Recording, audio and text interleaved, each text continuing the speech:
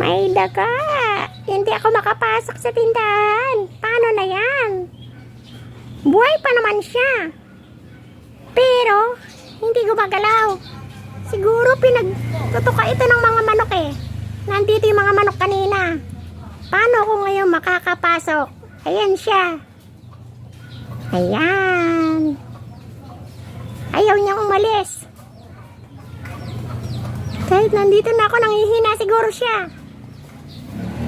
Ayan, ayaw niya umalis. Ang laki-laki niya pa naman. Paano ako makakapasok ngayon sa tindahan? Mag-isa ko lang dito. Natatakot naman ako. Ayan, paano na ngayon yan? Paano ako makakaalis?